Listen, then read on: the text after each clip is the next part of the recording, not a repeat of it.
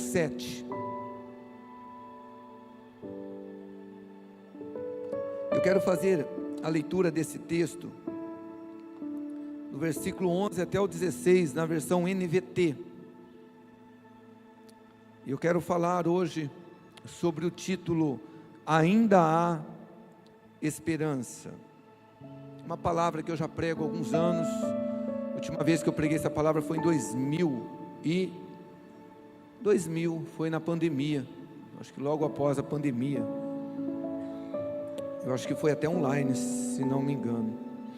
Uma palavra maravilhosa, que sempre quando eu compartilho, Deus fala muito ao meu coração. Lucas capítulo 7, nós vamos ler do versículo 11 ao 16, amém? Está escrito assim: logo depois, Jesus foi com seus discípulos à cidade de Naim, e uma grande multidão o seguiu. Quando ele se aproximou da porta da cidade, estava saindo o enterro do único filho e de uma viúva, e uma grande multidão da cidade a acompanhava. Quando o Senhor a viu, sentiu profunda compaixão por ela. Não chore, disse ele. Então foi até o caixão, tocou nele, e os carregadores pararam, e disse: jovem, eu lhe digo, levante-se. O jovem que estava morto se levantou e começou a conversar, e Jesus o devolveu à sua mãe.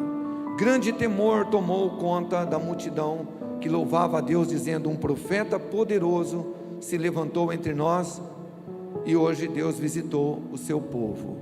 Amém? Pessoal da sonoplastia, se puder baixar um pouquinho aí, está vindo microfonia aqui para mim, fazendo um favor. Isso, pode abaixar um pouco. Eu acho que eu estou ouvindo até lá, ó, muito de lá, fazendo um grande favor, tá? Muito obrigado. Vamos orar? Precioso Jesus, mais uma vez nós queremos agradecer ao Senhor pelo privilégio de estarmos aqui numa manhã de celebração como esta, onde nós já fomos tocados aqui pela tua presença através do louvor, e agora nós queremos ouvir a tua voz. Jesus, fale conosco através desta palavra. Abra o nosso entendimento, o nosso coração, Jesus, para que a gente possa entender não só a letra, mas o espírito que está por detrás de cada letra. E eu oro para que o Senhor use os meus lábios, Espírito, nessa manhã, de uma maneira simples, objetiva. Eu sei que a minha função aqui não é impressionar ninguém, Pai, não é mostrar sabedoria para ninguém. A minha função aqui é facilitar a tua palavra, de modo que eles entendam a revelação da tua palavra, em nome de Jesus. Amém? Então eu quero falar um pouquinho hoje sobre esse tema. Ainda há esperança. Ainda há esperança. Irmãos, em todo o tempo, inclusive neste exato momento, existe uma grande multidão, mas por que não dizer grandes multidões, que estão celebrando um tempo de alegria, um tempo de muita felicidade, um tempo de paz. Muita gente nesse exato momento está celebrando um tempo de conquista, talvez inclusive você. Mas também nesse exato momento que nós estamos aqui, nessa manhã de domingo, há uma grande multidão que chora de tristeza, chora porque perdeu um ente querido, chora porque talvez está doente, ou tem alguém da sua casa doente, chora porque os seus filhos estão nas drogas, na prostituição, chora porque está vivendo um tempo de depressão, de opressão, chora porque talvez já não vê mais esperança em sua vida. E esse texto que nós lemos como base, ele registra um fato, um acontecimento numa cidade chamada Naim. E é interessante, queridos irmãos, que só Lucas registra este milagre. Mateus, Marcos, João, eles não registram. Só aqui no Evangelho de São Lucas, no capítulo 7, está registrada essa passagem. E nessa passagem, como lemos, fala de uma mulher que já havia perdido o esposo, ela era viúva, E uma mulher viúva naquela época era alguém que estava muito vulnerável diante da comunidade. E para piorar a situação dela, a Bíblia diz que ela perde o teu filho, que, como também nós lemos, ele era o único filho, e ela estava indo sepultar o seu único filho. E eu quero nesta manhã meditar nesse texto, e mais uma vez nós vamos compartilhar uma mensagem expositiva, daquela que a gente vai lendo e meditando. E eu quero então meditar mais uma vez nesse texto, e nós vamos aprender algumas lições importantes para nós aplicarmos em nossas vidas, subordinado a esse título: ainda há esperança. Porque por pior que seja o momento que você está passando hoje, eu tenho certeza que não é pior do que essa mulher, de já ter enterrado a esposa, agora está enterrando o único filho. Então vamos reler aqui, vamos tirar algumas lições desse texto. No versículo 11, nós lemos: logo depois, Jesus foi com seus discípulos à cidade de Naim, e uma grande multidão o seguiu. Quando ele se aproximou da porta da cidade, estou lendo o versículo 12, estava saindo o enterro do único filho de uma viúva, e uma grande multidão da cidade a acompanhava. Então aqui, como eu disse, usando os nossos dias como exemplo, sempre há uma multidão de gente feliz e de gente triste. E aqui me chama a atenção o encontro de duas multidões. Nós lemos que uma multidão de pessoas estavam seguindo Jesus. E claro, que quem segue Jesus está feliz, está contente, está alegre. E havia uma multidão que seguia Jesus, estavam muito felizes.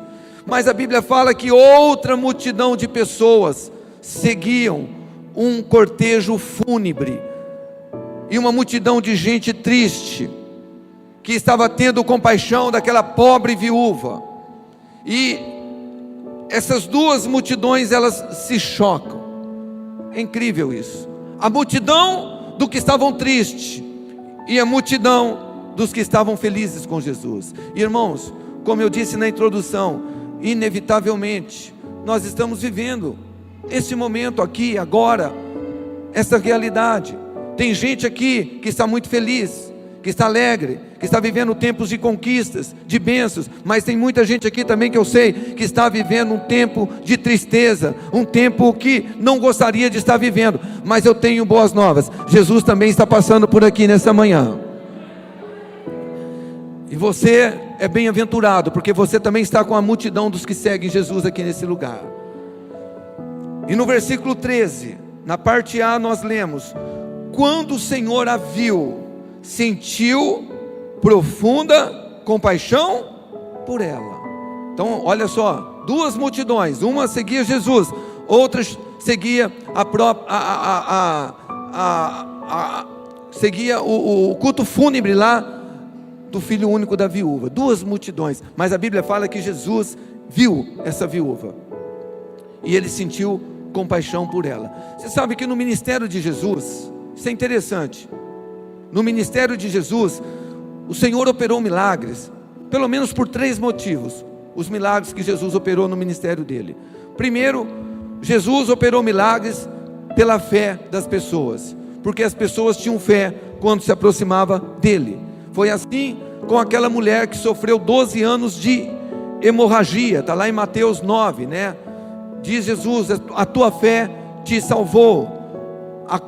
Em Mateus 9 registra a cura de 2 cegos, e Jesus diz também para aqueles cegos: a tua fé te salvou. Em Mateus 15, a Bíblia fala de uma mulher que foi até Jesus buscar libertação para o filho dela, e Jesus também disse para a filha dela, e Jesus disse: a tua fé te salvou. Bartimeu, muitos de nós conhecemos a história de Bartimeu, um cego. Marcos capítulo 10, ele foi curado através de Jesus, mas Jesus falou: a tua fé te salvou. Então Jesus, ele operava muitos milagres pela fé das pessoas. Mas Jesus também, irmãos, operou muitos milagres para manifestar a glória de Deus. Como o pastor Rafael pregou com muita graça aqui terça-feira, perdeu quem não veio, mas está lá no canal do YouTube. Muitas vezes Jesus, Ele não cura pela sua fé, Ele cura para glorificar o nome do Senhor, ou até mesmo através da fé de outra pessoa que ora por você. E a gente vê isso também em João capítulo 9, onde você pode ler depois na tua casa. Jesus cura ali um cego de nascença, e no versículo 3, Jesus disse: isso aconteceu com ele. Ele não está cego, ele não nasceu cego por conta dos pecados dele, e nem os pais deles pecaram, mas isso aconteceu para que se manifestassem nele a obra de Deus.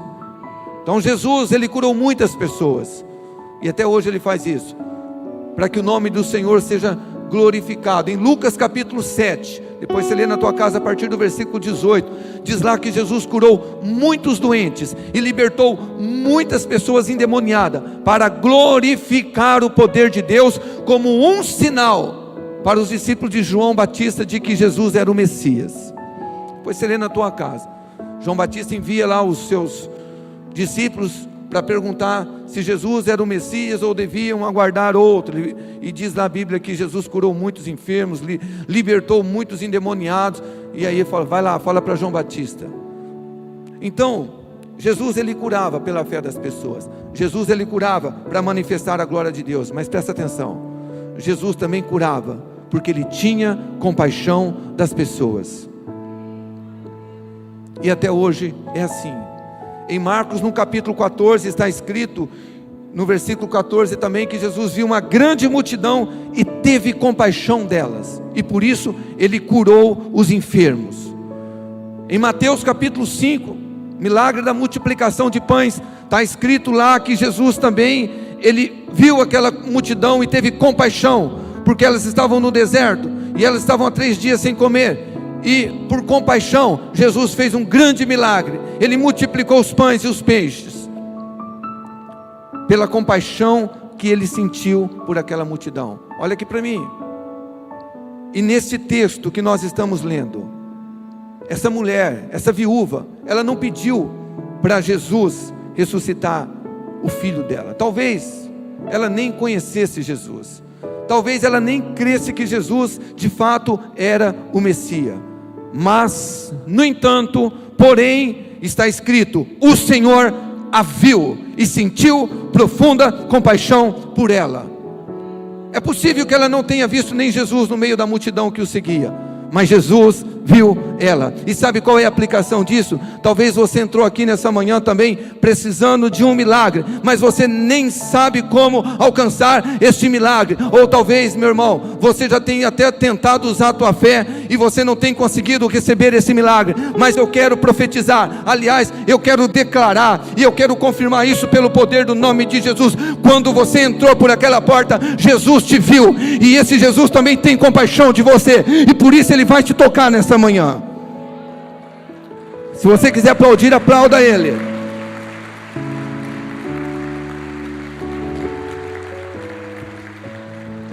Jesus viu.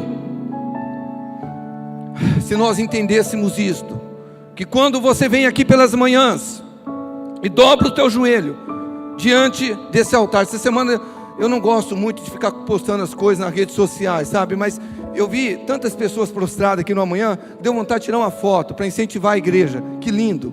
Jesus vê pessoas que vêm aqui a cada manhã, e eu quero dizer para você que tem perseverado em orar nesse lugar, Jesus está vendo. Jesus está vendo.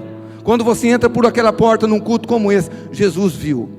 Talvez você entrando aqui sem fé, sem pretensão nenhuma, mas Jesus viu, e eu quero profetizar, ele vai tocar a tua vida nessa manhã, por misericórdia, por compaixão de você. E o texto continua no versículo 13, na parte B. Jesus, ele olha para aquela mulher e ele diz: não chore, não chore. Você imagina a cena? Porque é bom você ler a Bíblia, queridos irmãos, buscando entrar no texto que você está lendo, no acontecimento, você buscando viver aquilo. 2 multidões se encontrando, e eles literalmente se encontraram na porta de uma cidade, certamente uma cidade murada. E ali Jesus, a Bíblia não fala de mais nada que Jesus fez nessa cidade de Naim. Talvez Jesus nem entrou nessa cidade, foi ali na porta. Mas a Bíblia fala que Jesus olha para essa mulher e fala: não chore. Mas aqui está, queridos irmãos, Como não chorar quando a gente está enterrando um filho? É muito fácil. Talvez essa mulher olha para Jesus e fala: como assim eu não vou chorar? Não sei se o senhor sabe, eu sou viúva, eu perdi o meu esposo não faz muito tempo. E eu também não sei se o senhor sabe, esse aqui é meu filho único, eu estou enterrando ele. Como não chorar? Como não chorar quando a gente enterra um filho? Como não chorar, irmãos, quando o nosso cônjuge nos abandona, nos rejeita, nos despreza? Como não chorar quando nós, pais, vemos os nossos filhos doentes e você olha e fala: Deus, não tem jeito do Senhor tirar a enfermidade e colocar em mim? Como não chorar? Como não chorar quando a gente passa por um momento, uma crise de depressão, e você não consegue sair daquela crise? E não é por falta de fé, é que parece que realmente não vai. Como não chorar? Como não chorar? Como não chorar quando a gente vê a nossa família sendo destruída, o diabo se levantando para destruir o nosso casamento? Eu já passei por isso, eu sei como é. Tempo na minha vida como pastor, que o diabo se levantou, não foi por infidelidade conjugal, nada, mas é levante mesmo, da minha esposa falando: eu vou separar de você. Já contamos aqui o testemunho. Desajustes financeiros, lutas da minha vida. Como não chorar quando seu filho olha para você e fala: será que vocês vão separar? Como não chorar? Mas saiba que Jesus nesta manhã está dizendo: não chores, porque eu sou o teu Salvador, e eu estou chegando na sua vida, eu estou chegando para estar te abençoando, eu estou chegando para dar o seu milagre, para estar te curando, para estar mudando a história da sua vida. Não chores. Jesus, único que tinha e tem autoridade numa situação como essa para dizer: não chore. Eu não posso dizer isso num culto fúnebre, consolar a pessoa e falar: não chore. Quem sou eu? Mas Jesus, Ele é a ressurreição e a vida. E o texto continua no versículo 14, na parte A.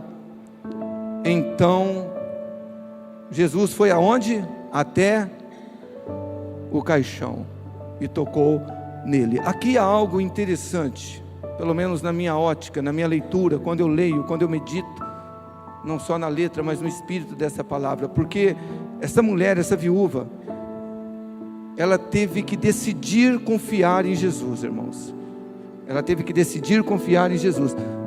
Ela poderia ter dito para Jesus: Senhor, por gentileza, eu não sei quem você é, não agrave a minha dor, eu estou indo sepultar o meu único filho, deixe pelo menos eu fazer isto em paz.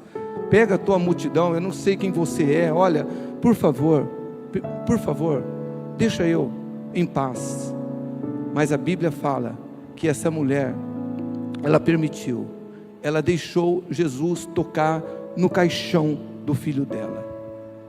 E sabe qual é a aplicação disso para nós nesta manhã, queridos irmãos? Hoje, talvez você vai ter que decidir deixar Jesus tocar no teu caixão. Como assim, pastor? Talvez um sonho que você já enterrou, que você já sepultou, está ali, está morto, e Jesus te trouxe aqui para dizer: eu quero tocar nesse caixão. Você precisa só permitir que eu toque nesse caixão. Talvez é o teu casamento, que já está morto. Você olha e fala: sepultado. Fisicamente todo mundo olha e fala: que maravilha, lindo o casal, mas ele está morto. Você precisa deixar Jesus tocar esse caixão, confiar que Ele quer fazer um milagre. E sabe, queridos irmãos, talvez você está aqui nesta manhã e há alguma ferida aberta na sua alma, e você precisa deixar Jesus tocar isto. Talvez você está aqui me ouvindo e dizendo: Deus está falando comigo, pastor, existe sim uma ferida no meu coração, um abuso que eu recebi lá na minha infância, que ninguém sabe, uma rejeição que eu passei, que eu nunca contei para ninguém, mas tudo bem, está aqui no meu coração, está morto, o caixão está selado, mas a ferida está aberta. Você precisa deixar Jesus tocar isso nessa manhã. Você precisa confiar. E não adianta você me ouvir e falar: pastor, por que eu vou deixar de novo mexer nisso? Com todo o respeito, pastor, isso fede quando mexe, mas Jesus quer te curar. Jesus te trouxe aqui nessa manhã para dizer: não chores, eu quero tocar o teu caixão. Ele tem autoridade para isso. Agora você precisa permitir. Daqui a pouco a gente vai ter um tempo de ministração, e você precisa abrir o teu coração, vir aqui nesse altar, fazer como Naamã, tirar a capa e falar: Senhor, pode tocar. Eu não sei, talvez é a tua família que não vai bem. Você precisa deixar Jesus tocar. E olha só, ainda no versículo 14, na parte B, diz o texto: e os carregadores pararam. Hoje Jesus está falando aqui para pessoas nessa manhã. Eu não tenho dúvida que Jesus está aqui falando: você não vai enterrar os teus sonhos. Não, aqui ó, os carregadores pararam. Para, onde vocês vão?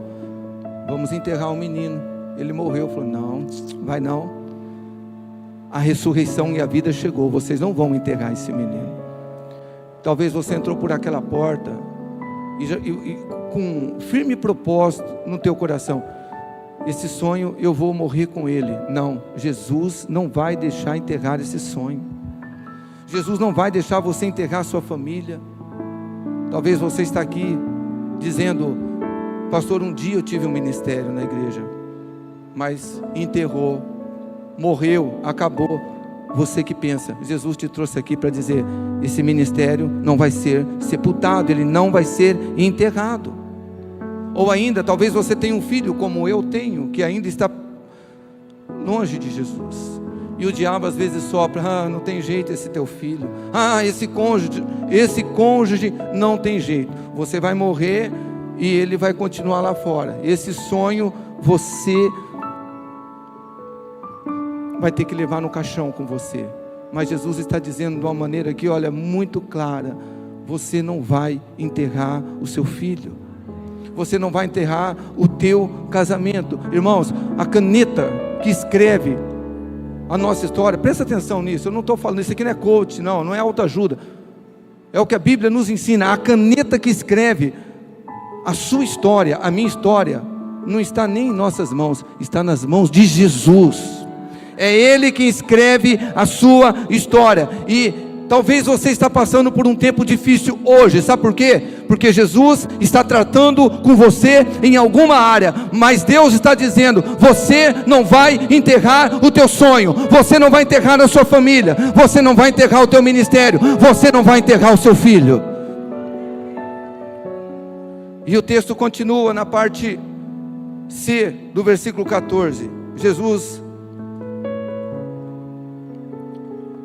ele para aquele cortejo fúnebre e diz: jovem, eu lhe digo, levante-se. Aí o versículo 15, o jovem estava como, igreja? Morto. Ele se levantou e começou a conversar. E Jesus, o que Jesus fez? O devolveu à sua mãe. Ainda hoje não é diferente, queridos irmãos, porque eu quero dizer que eu estou pregando para você um Cristo ressurreto, um Jesus que foi na cruz e morreu por nós, mas ao terceiro dia Ele ressuscitou. E onde esse Jesus chega, ainda hoje, a vida, a esperança, a paz, a alegria e também a ressurreição, porque Ele mesmo disse em João 11:25: eu sou a ressurreição e a vida, quem crê em mim, ainda que esteja morto, viverá. Por isso ainda há esperança para você. Ele está aqui, vivo. Deixa Jesus tocar. Deixa Jesus tocar a sua família. Deixa Jesus tocar o seu casamento, o seu ministério. Deixa Jesus tocar o seu sentimento. E Jesus disse: devolva a sua mãe. Jesus te trouxe aqui nessa manhã porque Ele quer devolver os teus sonhos. Ele quer devolver a sua família. Ele quer devolver o seu ministério. Ele quer devolver o que você perdeu, ou que o diabo tentou tirar de você. E eu quero concluir contando uma historinha que eu acho ela bela. e que penso que é muito oportuna para essa palavra. Conta-se que um menino muito triste, chamado Joãozinho, ele estava numa escola, em um colégio, participando de uma educação, de uma aula de educação religiosa. E a professora então pergunta ali na classe: gente, quem aqui sabe onde fica o inferno? E o Joãozinho logo levanta a mão e diz: eu sei, professora, o inferno fica na minha casa. E a professora, desordenada, assustada, ela fala: Joãozinho, não fala isso, por que você está falando isso? E ele responde: o inferno é na minha casa, professora, porque se a senhora for na minha casa, os meus pais vivem brigando. Na minha casa, a senhora ouve todo e qualquer tipo de palavrões. Na minha casa há agressão, meus irmãos brigam, meus pais brigam. Na minha casa os meus pais não têm respeito um com o outro. Na minha casa há bebida. Na minha casa as músicas que tocam lá, elas são músicas indecentes, professora. O inferno é na minha casa. E a professora fica assustada. E ela não vê muito o que dizer para esse menino. Mas um ano depois, a mesma professora, ela pergunta em outra aula. E ela muda a pergunta para os alunos. E ela diz: olha, alguém aqui sabe me dizer onde fica o céu? E sabe quem estava lá? O Joãozinho. E o Joãozinho prontamente levanta as mãos e fala: eu sei, professora, aonde ficam os céus. A professora olha e fala: e onde fica o céu, Joãozinho? Na minha casa. A professora fala: como assim na tua casa? Ano passado você falou que na tua casa era o inferno. Sim, professora, era o inferno. Mas o pai do meu amiguinho foi lá em casa e falou de um tal Jesus. E os meus pais receberam esse Jesus. E a partir de então, professora, a minha casa passou a ser os céus, porque lá não tem mais tristeza, lá não tem mais briga, lá não tem mais confusão, lá não tem mais bebida, porque Jesus chegou na minha casa, professora. Agora os céus é lá na minha casa, a senhora pode ir lá. Jesus chegou na sua casa? E se Ele não chegou nessa manhã, Ele vai chegar, porque Ele quer mudar a tua história. Ele quer mudar a história do seu lar. Mas para isso, meu irmão, não adianta eu ou você, nós sermos apenas pessoas religiosas. Nós precisamos buscar ter esse encontro verdadeiramente com Jesus. Jesus quer entrar na sua casa, na sua família, no seu casamento. Jesus quer mudar a sua vida. E o texto se encerra no versículo 16: grande temor tomou conta da multidão que louvava a Deus, dizendo: um profeta poderoso se levantou entre nós. E hoje Deus visitou o seu povo. Deus quer visitar o seu lar também nessa manhã. Deus quer visitar a sua vida. Se coloque de pé, por gentileza.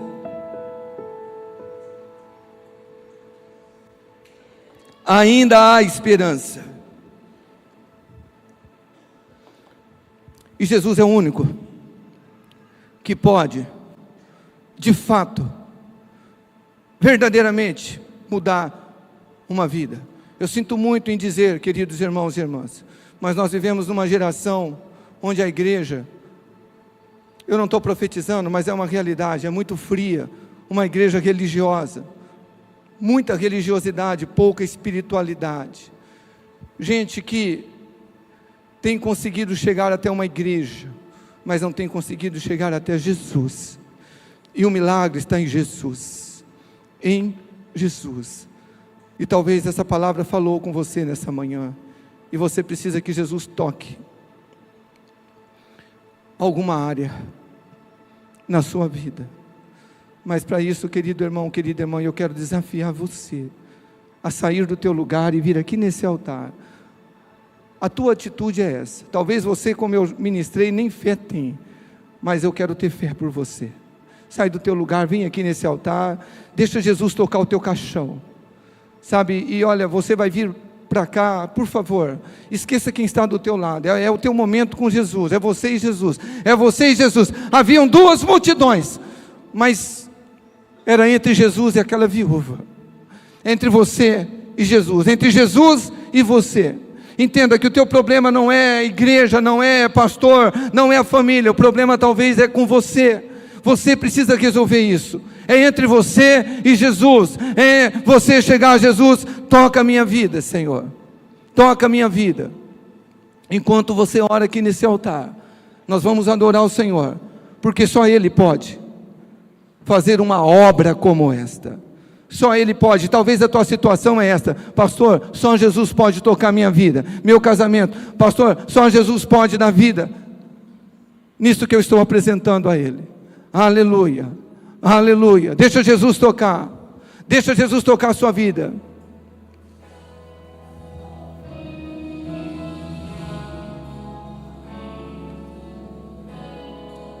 Esse é o teu momento, ó Deus. Esse é o teu momento, Jesus. Passe nesse momento, Jesus. É Ele, é Ele, é Ele, é Ele.